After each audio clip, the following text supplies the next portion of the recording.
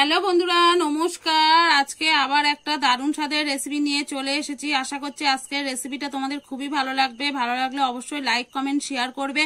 আর যে সকল বন্ধুরা এখনো আমার চ্যানেলটাকে সাবস্ক্রাইব করনি, অবশ্যই সাবস্ক্রাইব করে এই দিদিটাকে একটু সাপোর্ট করো। তাহলে চলো আজকের রেসিপিটা শুরু করা যাক। দেখো, আমি এখানে কিন্তু এঁচড় কেটে নিয়েছি, দেখেই বুঝতে পারছো। এঁচড়টাকে কিন্তু আমি কেটে একটু হলুদ জলে ভিজিয়ে রেখেছিলাম, তারপরে কিন্তু ধুয়ে নিয়েছি। আর এখানে তো আমি এঁচড়টা কেটে নিয়েছি। এঁচড়ের জন্য আলু, টমেটো বাটা, পেঁয়াজ কুচি আর চিংড়ি মাছটা কিন্তু আমি ধুয়ে কেটে পরিষ্কার করে নিয়েছি। একদম আজকে অনুষ্ঠান বাড়ির মতো কিন্তু এঁচড় চিংড়িটা রান্না করে তোমাদের দেখাবো। তাহলে চলো প্রথম দিকে শেষ অবধি আমার সঙ্গে দেখতে থাকো। আশা করছি আজকের রেসিপিটা তোমাদের খুবই ভালো লাগবে। এখানে দেখো, আমি উনুনটা ধরিয়ে কিন্তু কড়া বসিয়ে দিয়েছি। কড়াইতে আমি কিন্তু জল দিয়ে দিচ্ছি।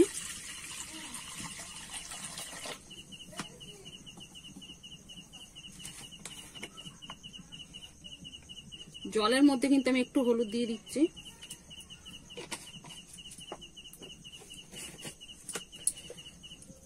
আর সামান্য একটু লবণ দিয়ে কিন্তু আমি জলটা একটু নাড়িয়ে দিচ্ছি।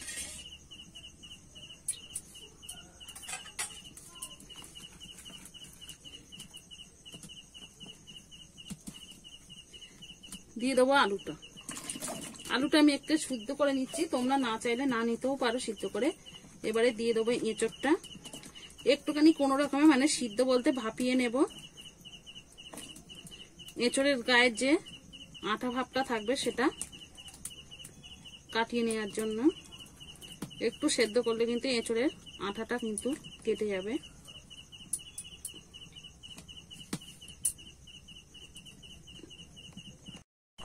আমার আলু আর এঁচড়টা কিন্তু ভাপিয়ে নেওয়া হয়ে গেছে। এবারে কিন্তু নামিয়ে নেব। দেখো,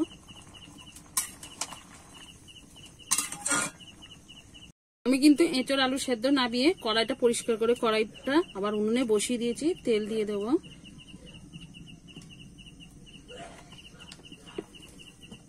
তেলটা আমি গরম করে নেব। তেলটা কিন্তু আমার গরম হয়ে গেছে। এবারে কিন্তু আমি এখানে আলুটা ভেজে নেব।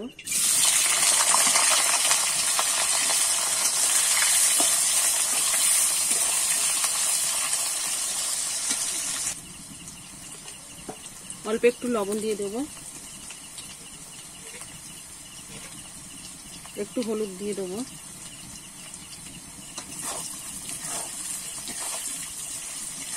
দিয়ে আমি কিন্তু আলুটা লাল লাল করে ভেজে নেব।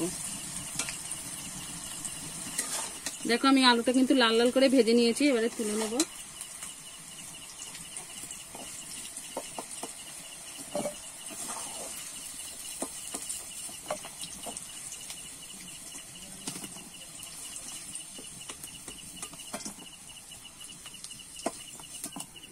এরকম আমি কিন্তু লাল লাল করে ভেজে নিয়েছি। এবারে এঁচড়টা সেদ্ধ করে এঁচড়টা ভেজে নেব।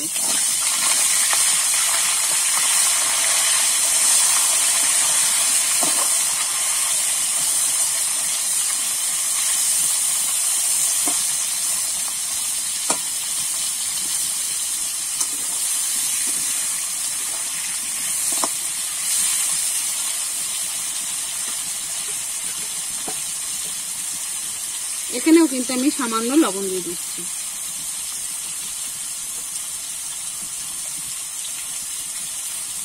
হলুদ দিয়ে দিচ্ছি, দিয়ে কিন্তু আমি নেড়ে চেড়ে এঁচড়টাকেও লাল লাল করে ভেজে নেব।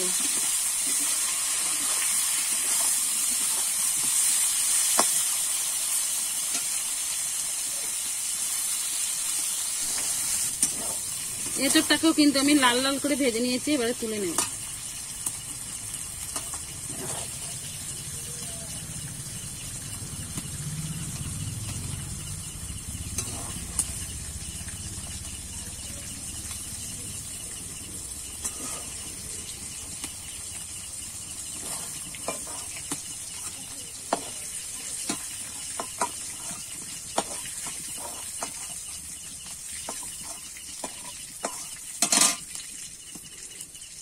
ওই তেলেতেই কিন্তু নুন হলুদ মাখানো চিংড়ি মাছটা ভেজে নেব।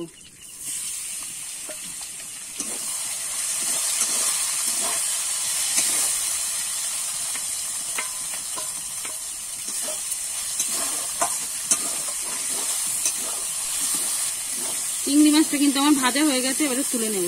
চিংড়ি মাছটা খুব বেশি ভাজতে যাবে না, তাহলে কিন্তু চিংড়ি মাছটা কিন্তু বেশি ভাজলে একটু চিট মতো হয়ে যায়,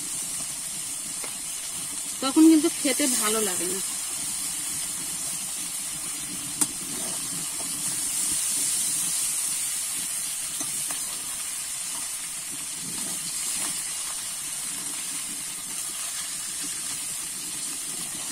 দেখো এরকম কিন্তু ভেজে নেবে।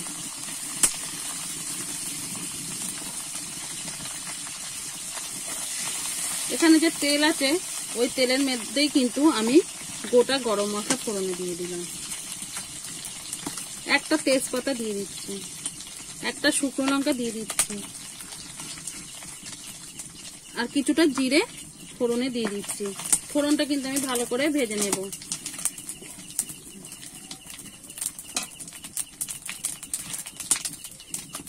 কুচিয়ে রাখা পেঁয়াজটা দিয়ে দেবো,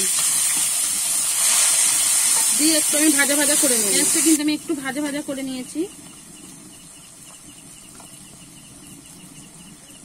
রসুন বাটাটা দিয়ে দেব, আদাটাও দিয়ে দেবো। আদা বাটা আর রসুন বাটা কিন্তু আমি 1 চামচের একটু কম দিয়েছি। এবারে কিন্তু আবার একটু কষিয়ে নেব।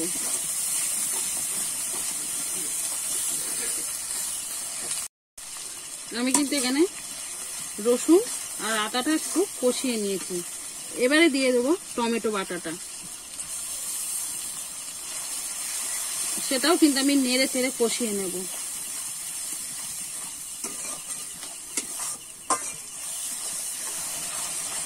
আমি কিন্তু টমেটোটা দিয়ে একটু কষিয়ে নিয়েছি। এবারে দিয়ে দেবো গুঁড়ো মশলাগুলো।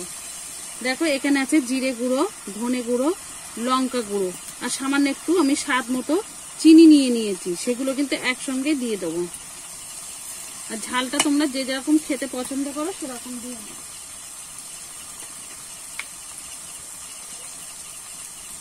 দিয়ে দেবো হলুদ গুঁড়ো,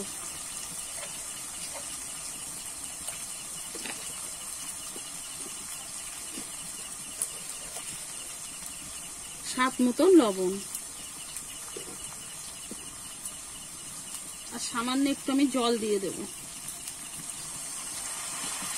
গুঁড়ো মশলাটা নাহলে তলা থেকে লেগে যাবে, কষানোটা কিন্তু ভালো হবে না।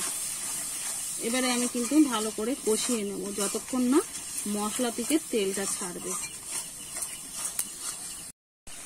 দেখো আমার কিন্তু মশলাটা ভালো করে কষানো হয়ে গেছে। দেখো মশলা থেকে কিন্তু তেলটা ছেড়ে দিয়েছে।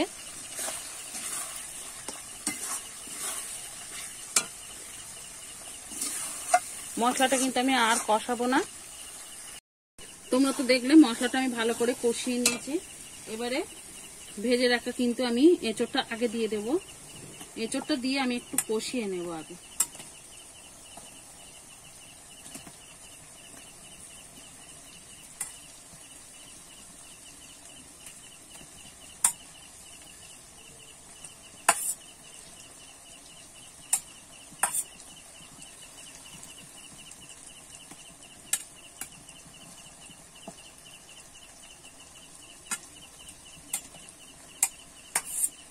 এঁচোড়টা দিয়ে আমি একটু কষিয়ে নেব, তারপরে কিন্তু আলুটা দেব।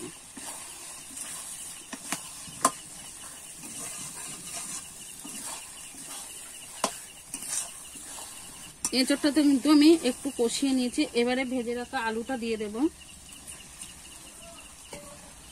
আর দিয়ে দেবো ভেজে রাখা চিংড়ি মাছটা দিয়ে কিন্তু আবার একটু কষিয়ে নেব।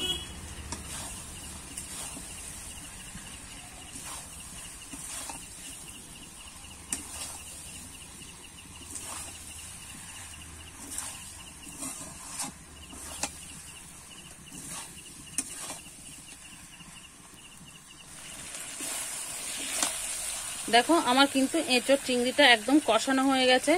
আর এখানে বন্ধুরা আমি কটা কিন্তু কড়াইশুঁটি দিয়ে দিয়েছিলাম, সেটা তোমাদের দেখানো হয়নি। ওই অল্প কটা দিয়ে দিয়েছিলাম, সামান্য একটু। আর এখানে তো আমি ছোট চিংড়ি নিয়েছি, মানে কুচো চিংড়ির চেয়ে একটু বড় চিংড়িটা। তোমরা কিন্তু এখানে বড় চিংড়ি দিয়েও করতে পারো এঁচোড় চিংড়িটা, সেটাও কিন্তু খেতে ভালো লাগবে। আমার কিন্তু দেখো এঁচোড়টা কিন্তু খুব সুন্দরভাবে কষানো হয়ে গেছে। এবারে আমি জল দিয়ে দেবো। জলটা খুব বেশি দিতে যাব না, কেন এঁচোড়টা কিন্তু আর আলুটা অনেকটাই সিদ্ধ হয়ে গেছে, ওই জন্য কিন্তু জলটা পরিমাণ বুঝে দিতে হবে। এবারে আমি ভালো করে ফুটিয়ে নেব। দেখুন বন্ধুরা, আমি কিন্তু এঁচোড়টা কিন্তু ভালো করে রান্না করে নিয়েছি, দেখে বুঝতে পারছো। এখানে কিন্তু আমি একদম জালটা এখন আস্তে রেখেছি।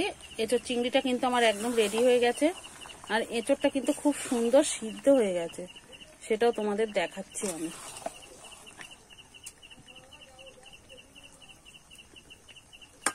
দেখো এঁচোড়টা কিন্তু আমার খুব সুন্দর সিদ্ধ হয়ে গেছে, দেখেছো? খুব সুন্দর আমার সিদ্ধ হয়ে গেছে এঁচোড়টা।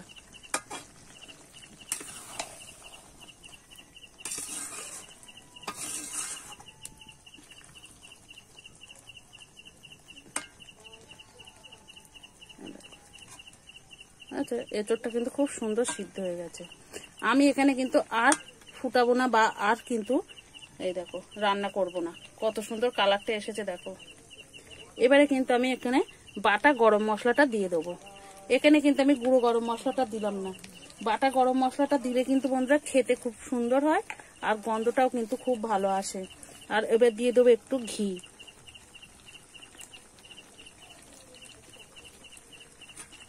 একদম কিন্তু আমি অনুষ্ঠান বাড়ির মতো কিন্তু এঁচোড় চিংড়িটা বানিয়ে নিয়েছি, দেখো। এবারে কিন্তু আমি নামিয়ে নেব। দেখুন বন্ধুরা, আমি কিন্তু একটা পাত্রে নামিয়ে নিয়েছি এঁচোড় চিংড়িটা। দেখতে কতটা লোভনীয় হয়েছে সেটা কিন্তু তোমরা দেখেই বুঝতে পারছো। দেখো একদম কিন্তু অনুষ্ঠান বাড়ির মতোই কিন্তু হয়েছে। আর বাড়িতে বানিয়ে খেলে অবশ্যই কিন্তু কমেন্ট করে জানাবে তোমাদের কেমন লেগেছে। আর আজকের রেসিপিটা কিন্তু অবশ্যই জানিও কেমন লেগেছে তোমাদের, দেখে কিন্তু বুঝতেই পারছো। তাহলে কিন্তু আজকের মতো এখানেই রেসিপিটা শেষ করছি। আবার নতুন কোনো রেসিপির সঙ্গে দেখা হবে। ততক্ষণে ভালো থেকো, সুস্থ থেকো, সাবধানে থেকো। অবশ্যই একবার বাড়িতে এইভাবে বানিয়ে খেয়ে দে।